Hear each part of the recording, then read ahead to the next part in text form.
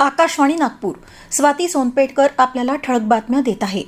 नागपूरमधील ताजबाग इथं हजरत बाबा ताजुद्दीन औलिया रहमतुल्लाह अलैह यांच्या 104व्या उर्सनिमित्त आज सुफी आंतरधर्मीय परिषद आयोजित करण्यात आली आहे. या परिषदेत देशातील विविध धर्म आणि आध्यात्मिक परंपरांचे प्रतिनिधित्व करणारे संत, आध्यात्मिक गुरु आणि धार्मिक नेते एकाच मंचावर येत राष्ट्रीय एकात्मता, बंधुभाव, सामाजिक सलोखा आणि मानवतेचा संदेश देणार आहेत.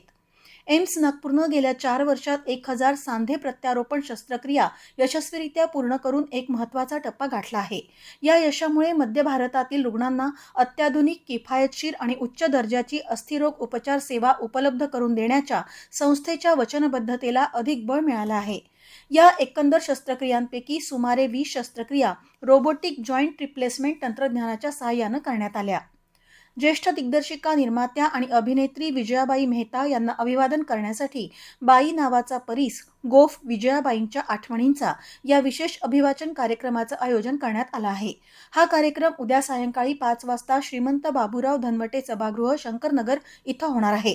कार्यक्रमात विजयाबाईंच्या झिम्मा आत्मचरित्रातील निवडक उतारे तसंच महेश एलकुंचवार आणि भास्कर चंदावरकर यांनी त्यांच्याविषयी लिहिलेल्या लेखांचं अभिवाचन रवींद्र दुरुक्कर, अंजली दुरुक्कर, रेखा घिया दंडिगे, स्वाती हुद्दार आणि स्वाती मोहरीर सादर करणार आहेत.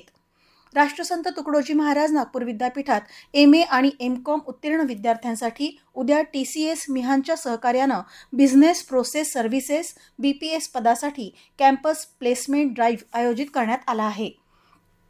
2024, 2025 आणि 2026 मध्ये पदव्युत्तर पदवी पूर्ण केलेल्या पात्र उमेदवारांनी सकाळी 8:30 वाजता आवश्यक कागदपत्रांसह उपस्थित राहावं असं आवाहन विद्यापीठानं केलं आहे.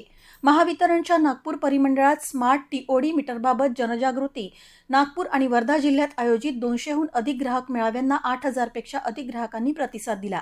या मेळाव्यात स्मार्ट मीटरची अचूकता, पोस्टपेड सुविधा, मोफत बसवण्याची प्रक्रिया आणि सकाळी 9 ते सायंकाळी 5 दरम्यान वीज वापरावर प्रति युनिट 85 पैशांची सवलत याची माहिती देण्यात आली. याबरोबरच हे ठळक बातमीपत्र संपलं. यापुढील ठळक बातमीपत्र रात्री 8:42 प्रसार भारतीवरून प्रसारित होईल. नमस्कार.